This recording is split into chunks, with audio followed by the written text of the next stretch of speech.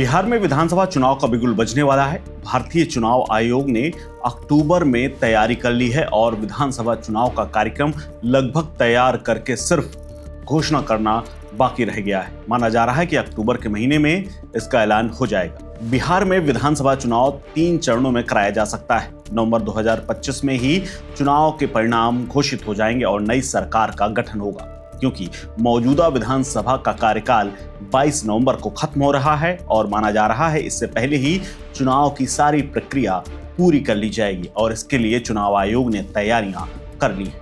India TV की एक report के मुताबिक चुनाव आयोग से जुड़े सूत्र बताते हैं कि नवंबर के महीने में पहले और दूसरे सप्ताह में 3 चरणों में बिहार विधानसभा चुनाव करा लिया जाएगा और इसका मतदान भी हो जाएगा।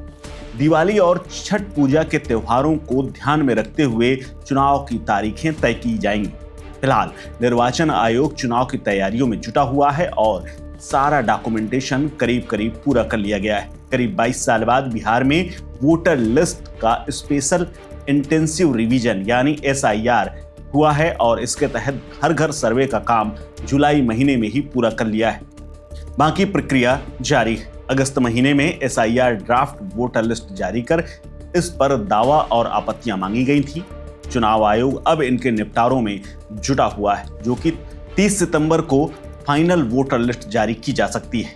उसी के आधार पर विधानसभा का चुनाव कराया जाएगा। माना यह भी जा रहा है कि फाइनल वोटर लिस्ट प्रकाशित होने के बाद निर्वाचन आयोग कभी भी बिहार विधानसभा की तारीखों का ऐलान कर सकता है। चुनाव कार्यक्रम की घोषणा अक्टूबर महीने के पहले सप्ताह में होना तय मानी जा रही है। चुनाव शेड्यूल जारी होते ही राज्य में आदर्श चुनाव आचार संहिता लग जाएगी। अक्टूबर महीने में ही दिवाली और छठ जैसे बड़े त्योहार हैं, जिसमें बड़ी संख्या में बिहार के लोग अपने अपने घरों को लौटते हैं। उस दौरान वोटिंग कराए जाने की संभावना बिल्कुल नहीं है। उसके बाद ये वोटिंग का कार्यक्रम रखे जाने की पूरी संभावना है। 28 अक्टूबर को उगते हुए सूरज को अर्घ देने के बाद छठ महापर्व का समापन होगा। इसके बाद ही विधानसभा चुनाव का कार्यक्रम घोषित किया जा सकता है।